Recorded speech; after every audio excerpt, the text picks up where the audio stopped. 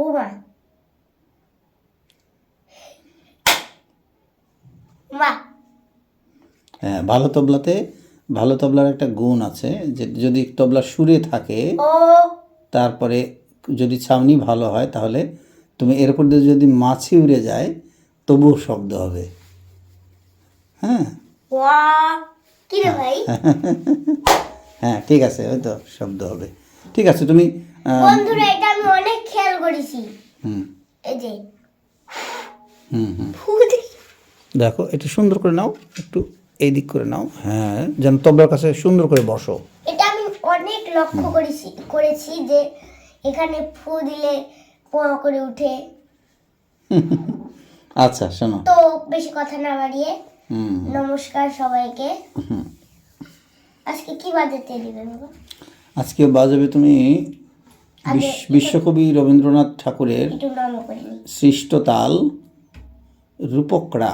রূপক রূপকরা রূপকরা মানে রয় দুর্ঘু, মানে যেটা বয়বিন্দু র, হ্যাঁ ওটা দুর্ঘু, বুঝলে, প ক আর ডয়বিন্দু র, প ক দবিন্দু র রূপকরা।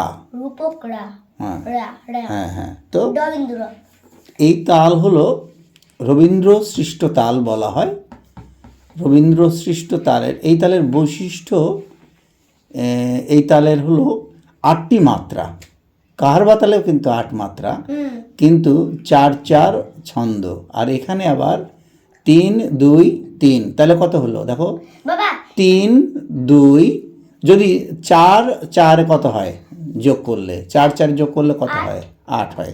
আবার 3-2 আর 3 যদি যোগ করা হয় কত হয়, 3 আর 3 3-2 আর 3, 3 2 আর 3 হ্যাঁ দেখো তুমি, 3 2 এ 5 5 আর 3-এ 5 6 7 8 8, তাহলে 8 মাত্রার একটি এই রূপকরা তাল। এই তালের পদবিভাগ হলো 3টি, 3-2-3। প্রথম বিভাগে 3 মাত্রা, দ্বিতীয় বিভাগে 2 মাত্রা, আবার তৃতীয় বিভাগে 3 মাত্রা। বা কাহারবা তাল মানে ধাগে না 3 না গে ধি না, হ্যাঁ এখানে 4/4-এ 8। দ্রুত বাজাতে পারবো। আচ্ছা, আমরা আজকে কাহারবা তাল বাজাবো না। কাহারবা তাল আমরা অন্যদিন যেহেতু বাজিয়েছি, আজকে বাজাবো আমরা কি তাল বাজাবো, কি তাল? রবীন্দ্র সৃষ্ট রূপকরা তাল, রূপকরা। রূপকরা তো রবীন্দ্র তাহলে আমরা তালটা বল কি হবে দেখো।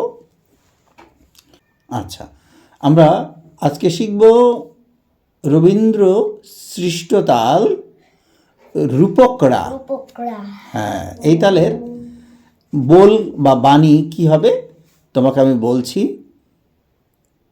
ধি ধি না ধি না ধি ধি না, ধি ধি না ধি না ধি ধি না।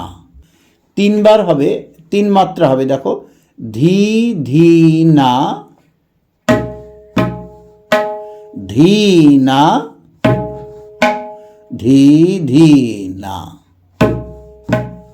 তুমি সোজা হয়ে বসো, দেখো তবলা ডুগি নিয়ে বসা হয়নি, ভালো বাঁকা হয়ে গেছো, তুমি ঠিক করো। হ্যাঁ, বায়াটা এইদিকে করো একটু, হ্যাঁ একটু কাছে নাও, কাছে নাও, কাছাকাছি, হ্যাঁ বাহ, হ্যাঁ সুন্দর করে বসো, বাঁকা হওয়া যাবে না। দেখো তাহলে বল কি বললাম আমি, যে ধি ধি না ধি না ধি ধি না।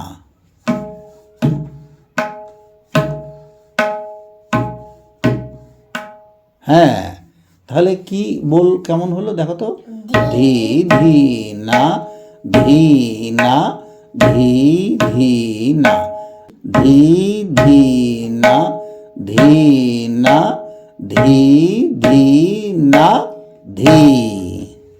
1 2 3 4 5 6 7 8, 6 7 8 তাহলে ধি ধি না ধি না ধি ধি না। ধি। তাহলে 1 2 3 4 5 6 7 8 1 2 3 4 5 6 7 8 1 ধি ধি না ধি না ধি ধি না 1 2 3 4 5 6 7 8 তুমি এক ধি ধি না ধি না ধি ধি না ধি ধি না ধি না ধি ধি না 1 2 3 4 5 6 7 8 ও ধি ধি না ধি না ধি ধি না ধি ধি না। তুমি তুমি মনে রাখো, চেষ্টা করো। বাবা তুমি এবার বলো না তো। হুম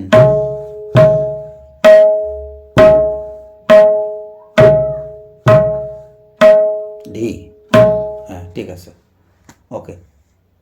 এটুকু তালি তালি দেখো, ধি ধি দেখো ধি ধি না ধি না ধি ধি না ধি, ধি।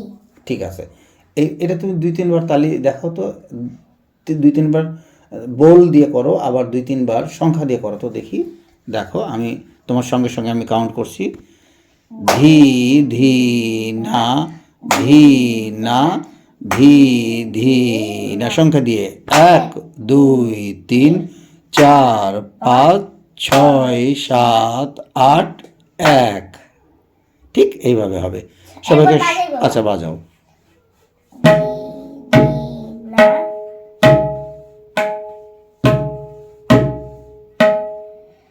হ্যাঁ ধি।